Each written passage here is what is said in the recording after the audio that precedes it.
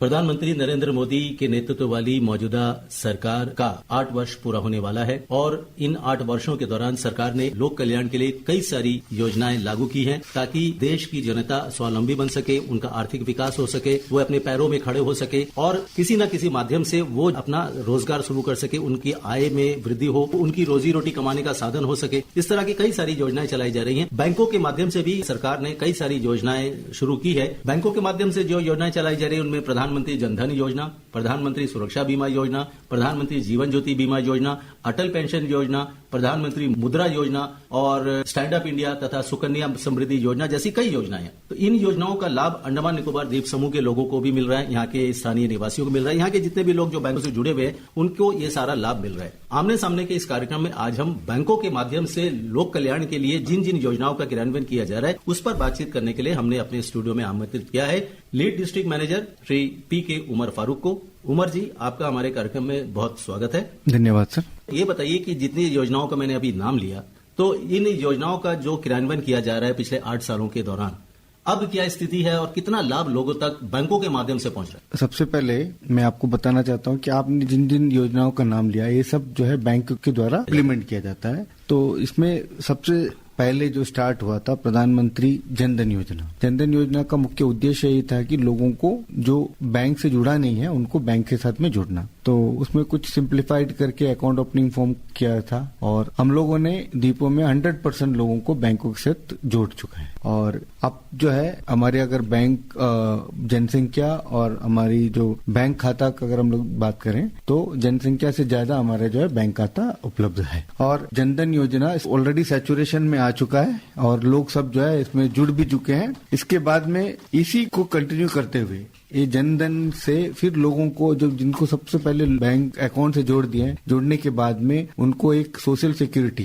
Provide करने के लिए 3 स्कीम एक साथ लॉन्च किया था, सुरक्षा बीमा योजना, जीवन ज्योति बीमा योजना और अटल पेंशन योजना। ये 2016 में स्टार्ट हुआ था मई में। और इसका भी उद्देश्य यही था कि ये जो लोगों को जो बैंकों से जुड़ा नहीं था पहले जनधन से जोड़ दिए, अब उनको एक सोशल सिक्योरिटी प्रोवाइड करने के लिए स्कीम को इम्प्लीमेंट किया गया। इसमें जो है ये एक्सीडेंटल इंश्योरेंस है, इसमें प्रीमियम 12 रुपया का प्रीमियम होता है और 18 साल से लेके 70 साल के बीच का कोई भी इंडियन सिटीजन जिसका एक बैंक में सेविंग्स बैंक अकाउंट हो वो ये अवेल कर सकता है। जो जीवन ज्योति बीमा योजना है वो भी 18 साल से लेके 50 साल के बीच का कोई भी इंडियन सिटीजन जिसका कोई भी बैंक में एक सेविंग्स अकाउंट हो इसमें जुड़ सकता है। और जो तीसरा जो अटल पेंशन योजना है, जो ये 3 स्कीम को मिला के हम लोग जन सुरक्षा बोलते हैं। जो अटल पेंशन योजना है ये जो है पेंशन स्कीम है। जो नॉर्मल गवर्नमेंट सर्वेंट जो 93 या 2003 के बाद में ज्वाइन हुआ था जिसको एनपीएस में पेंशन होता है, वही पीएफआरडीए जो फंड वही मैनेज करते हैं इसको भी। इसमें जो है मंथली कंट्रीब्यूट करना पड़ता है। 18 साल से लेके 40 साल के बीच का कोई भी इंडियन सिटीजन इसमें जुड़ सकता है। उनके एज के ऊपर में इसमें जो है 5 कैटेगरी है,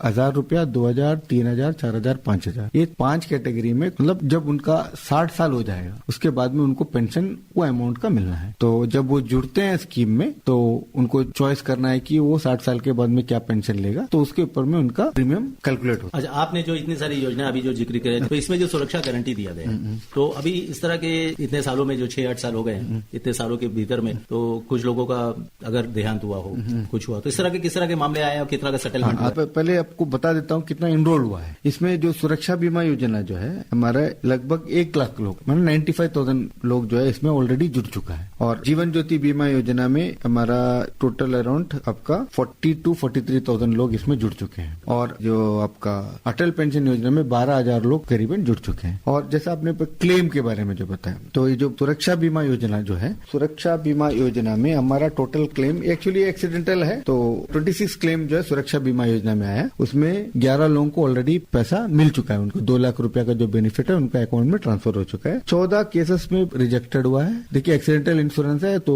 जो डॉक्यूमेंट सबमिट करेंगे तो उसमें प्रूफ होना है कि उनका डेथ जो है एक्सीडेंट की वजह से हुआ है, तो शायद उसमें कुछ डॉक्यूमेंटल ये था उसकी वजह से। और 1 केस पेंडिंग है। और जो आपका जीवन ज्योति बीमा योजना 330 रुपया वाली जो स्कीम है, इसमें आपका अभी तक 97 लोगों का क्लेम आ चुका है। उसमें 93 पेमेंट हो चुका और उसमें 3 रिजेक्ट हुआ है और 1 जो है अभी पेंडिंग है। इसमें भी 2 लाख रुपए का बेनिफिट है। सुरक्षा बीमा योजना में भी 2 लाख का अमाउंट है और इसमें भी 2 लाख रुपए 2 लाख रुपए तक अमाउंट। हाँ, ये सुरक्षा बीमा योजना एक्सीडेंटल इंश्योरेंस है। इसका जो क्लेम होगा, क्लेम में उनका पुलिस का FIR और पोस्टमार्टम रिपोर्ट देना चाहिए, जिसमें प्रूफ हो सके कि उनका जो डेथ एक्सीडेंट की वजह से। अच्छा जी, तो जो भी बैंक इससे जुड़े हुए उनमें ये टोटल बैंक से जुड़ा हुआ है, खाली स्टेट बैंक? नहीं, ये मैं बात कर रहा हूँ टोटल बैंक, अंडमान निकोबार में सारा बैंक का, चाहे वो कोऑपरेटिव बैंक हो, सबका मिला के बोल रहे हैं। तो मतलब लोगों को जो है इससे काफी राहत मिलती है, कुछ ना कुछ अगर सोशल सिक्योरिटी है सर, जो देखिए कुछ तो उनको 2 लाख रुपया छोटा अमाउंट नहीं है, तो जिनको अगर बेनिफिट मिलता है 2 लाख रुपया का अगर किसी का। आपने ये बात भी बताया कि जनधन योजना में जहाँ पे जो 100% लोगों को जोड़ दिया, हमारे यहाँ पे अभी टारगेट हम लोग सरपास कर चुके, अधिकतर यूटीज का जो है जनधन में वो सरपास हो चुका। अभी भी लोग जुड़ सकते हैं, अभी भी जुड़ सकते। देखिए बात क्या है, जनधन योजना का मकसद ये है कि लोगों को जुड़ना था, जो बैंक में अभी जैसा दिन दिहाड़ी काम करने, जिसका बैंक में अकाउंट में खाता नहीं, अभी ऐसा कोई नहीं है यहाँ पे, जहाँ पे ऐसा कोई नहीं होगा जिसका अगर एक आध छूटा भी होगा और क्या अगर डॉक्यूमेंट का कुछ इश्यू है तो जनधन अकाउंट में कुछ रिस्ट्रिक्शन है। रिस्ट्रिक्शन द सेंस की जो लोग के पास में कोई डॉक्यूमेंट नहीं है वो भी अकाउंट खोल सकते हैं, लेकिन उसमें कंडीशन ये है कि वो साल में 50,000 रुपए से ज्यादा उसमें जमा नहीं कर सकते हैं। तो अब हमारा यहाँ पे ट्रेंड ऐसा हो गया है, जो हम लोग जब स्कीम स्टार्ट हुआ था फर्स्ट 2 साल में हम लोगों ने अराउंड 87,000 अकाउंट खोला था, अब हमारा जो है 46,000 में आ गया। ये जो अकाउंट में जो लोग ट्रांजेक्शन करना स्टार्ट किए हैं, अब वो अकाउंट नॉर्मल अकाउंट में कन्वर्ट हो रहा है कि उनका आमदनी बढ़ गया है, वो जो भी उनका ट्रांजेक्शन बढ़ गया है, तो अभी लोग नॉर्मल अकाउंट में कन्वर्ट हो रहा है। सरकार डिजिटल जो ट्रांजेक्शन है उसको बढ़ावा दे रही है, तो कितने सक्सेस है अंडमान निकोबार में? हमारा जो कैनी प्रोजेक्ट के बाद में जो ट्रांजेक्शन उससे पहले होता था उसका अराउंड 1000 टाइम्स जो है हमारा ट्रांजेक्शन बढ़ गया। आने वाले समय में और होगा, क्योंकि ये जो टैरिफ है वो टैरिफ में कैनी प्रोजेक्ट का जो टैरिफ में उसमें 50 to 60% जो रिबेट का भी अनाउंसमेंट हो गया। और वो देखिए कॉमन आदमी जो ये करते हैं तो उसमें टैरिफ नहीं दिखता है। मोस्टली जो डिजिटल ट्रांजेक्शन होता है मोबाइल के थ्रू करते हैं, तो मोबाइल डाटा आजकल लगभग सबका, अभी हमारे यहाँ पे सर्विस प्रोवाइडर भी बढ़ गया है और लोग जो है हमारे यहाँ पे अब कुछ जो है दूर दराज कुछ इलाका है जहाँ पे अभी भी थोड़ा सा इश्यूज है नॉर्थन मिडिल अंडमान में, उसमें भी अगर इम्प्रूवमेंट हो जाएगा तो डिजिटल ट्रांजेक्शन और बढ़ जाएगा। प्रधानमंत्री मुद्रा योजना की क्या स्थिति है? देखिए इसमें हमारा अगर हम कंपेयर करें अदर यूटीज से तो हमारा परफॉर्मेंस बहुत अच्छा है। हम लोगों ने ये साल में 21-22 में 1901 लोगों को हमने इसमें स्कीम्स में लोन दिए हैं। अराउंड 76 करोड़ रुपीस का हम लोगों ने लास्ट ईयर में 21-22 में, जबकि यहाँ पे कोविड का इफेक्ट था। उससे 20-21 में हम लोगों ने 5,000 लोगों को उसमें लोन दिया था। अराउंड 122 करोड़ रुपए का लोन हम लोग डिस्बर्स किए थे 20-21 में। अभी इस साल में भी अराउंड 7 करोड़ तक का लोन हम लोग ऑलरेडी डिस्बर्स कर चुके हैं। दो महीना में आपका अभी हमारा मिड में चल रहा है, तो ये 1.5 महीना में हम लोग 7 करोड़ तक का लोन दे चुके हैं। प्रधानमंत्री मुद्रा योजना जो है बेसिकली एक 10 लाख रुपए तक का लोन होता है। इसमें 3 कैटेगरी है। एक आपका 50,000 तक का लोन है शिशु लोन, और 50,000 से लेके 5 लाख तक का इसको बोलते हैं किशोर, और 5 लाख से 10 लाख तक तरुण कैटेगरी में लोन जो बिजनेस पर्पस के लिए अगर किसी को करना है। और अलाइड एग्रीकल्चरल एक्टिविटी में भी इसमें लेते, जैसे आपका डेयरी है और आपका पोल्ट्री है, इसमें भी मुद्रा में हम लोग फाइनेंस करते हैं। इसमें आदिवासी और महिलाएं उनके लिए मुद्रा लोन, आदिवासी और महिलाओं के लिए अलग से स्कीम है। इसमें सभी ले सकते हैं, इसमें ऐसा कोई रिस्ट्रिक्शन नहीं है। कोई भी जनरल डॉक्यूमेंट देखिए 50,000 तक के लिए उनका नॉर्मल KYC डॉक्यूमेंट और उनके पास में एक वैलिड एक प्रोजेक्ट होना चाहिए। प्रोजेक्ट इन द सेंस कि हमको ये करना है तो, और 50,000 तक के लिए। उसके ऊपर में अगर करेंगे तो उनका बैलेंस शीट और ये सब सबमिट करना पड़ता है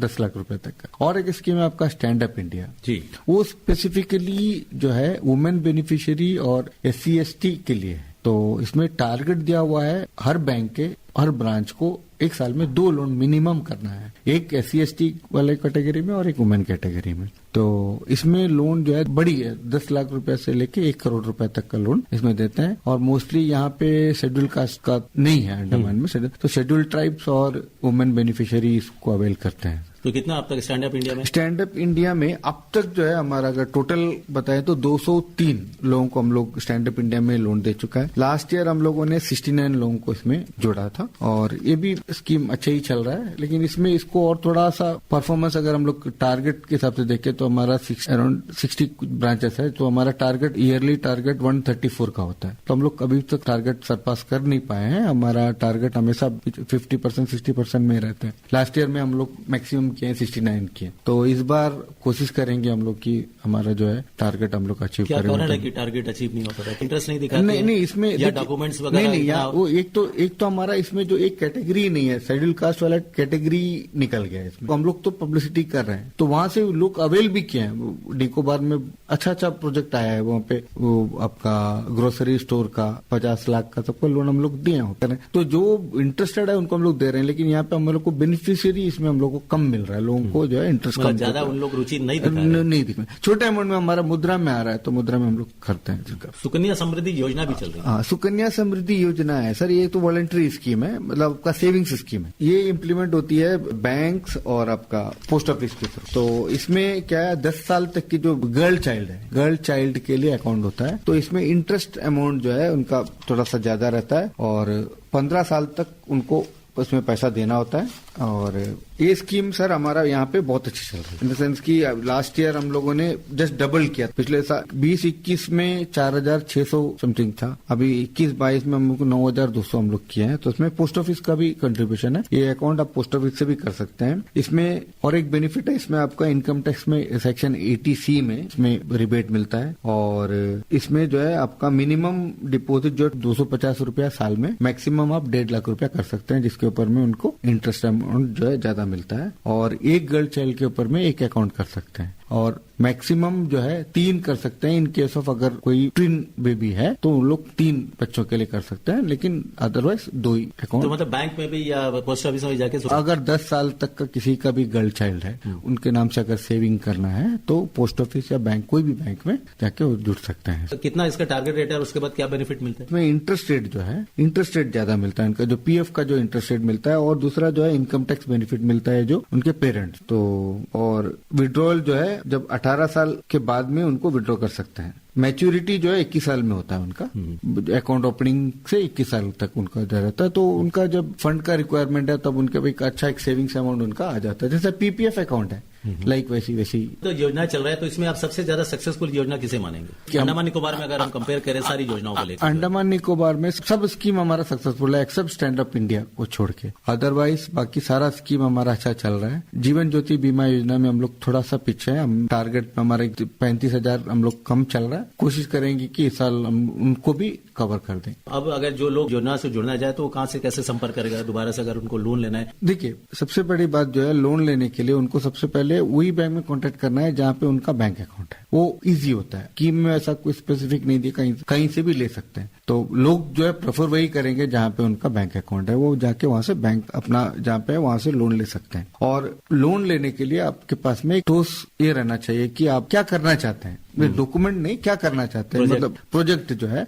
आप कुछ ऐसा होना चाहिए जो प्रॉफिटेबल हो, जिससे आपका भी बेनिफिट। हर किसी को उससे लोन नहीं मिलेगा, नहीं मिलेगा, क्योंकि बैंक अगर लोन देता है तो फिर तो ये तो पब्लिक मनी दे रहा है ना, पब्लिक मनी दे रहा है। और इसमें एक चिंता का विषय भी है, थोड़ा सा NPA जो है ज्यादा है, NPA ज्यादा है। जो मुद्रा और आपका PMEGP स्कीम जो है उसमें थोड़ा सा NPA भी है, लेकिन उसको रिकवरी करना बैंक का जिम्मेदारी, हम लोग कर भी रहे हैं। लेकिन उसमें अगर हम लोग कंपेयर करेंगे अदर से तो थोड़ा सा NPA ज्यादा भी एक कंसर्न है थोड़ा सा। तो लेकिन इसके लिए भी आप लोग जो है अवेयरनेस वगैरह करते हैं? हम रीजन भी जानते हो, देखना होता होगा कि क्या कारण कि NPA हो गया। तो कभी कभी होता है कि मतलब किसी का, और कुछ विलफुल डिफॉल्टर रहता है, तो फिर तो हम लोग कोर्ट केस करते हैं, फिर लोक अदालत में सेटल होता है। ये तो नॉर्मल पैटर्न हमारा है, स्कीम में आता है तो चलता रहता है। और चलते चलते हम अभी जो सिक्का का प्रचलन है 10 रुपए का, वो लोग अब भी लेने को कतराते हैं। ये अच्छा आपने बात उठाया है। हम लोगों ने दिसंबर जनवरी में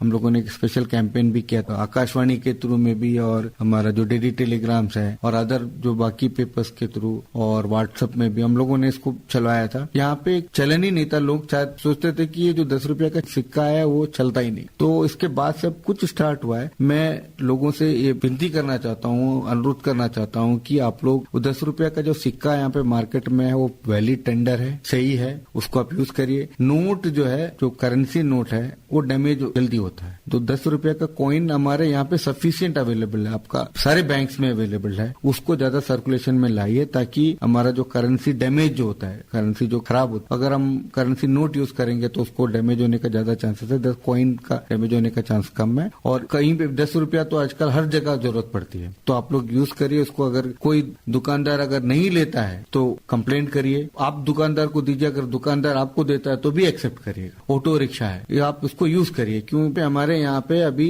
10 रुपया का कॉइन सफिशिएंटली पड़ा हुआ है, लेकिन लोग उसको लेने में हिचकिचाते हैं। लेकिन मैं बताना चाहता हूँ कि वैलिड टेंडर है, सही है, इसका वैल्यू सेम 10 रुपए जो कॉइन है 10 रुपया का सेम वैल्यू है, इसको एक्सेप्ट करिए। चलिए फारूक जी, आज आप हमारे कार्यक्रम में हैं और आपने जो बैंकों के माध्यम से जो सरकार जितनी भी योजनाएं चला रही है लोगों के कल्याण के लिए, और अंडमान निकोबार द्वीप समूह में इन योजनाओं की क्या स्थिति है के बारे में आपने जानकारी दी, इसके लिए आपको बहुत बहुत धन्यवाद। धन्यवाद।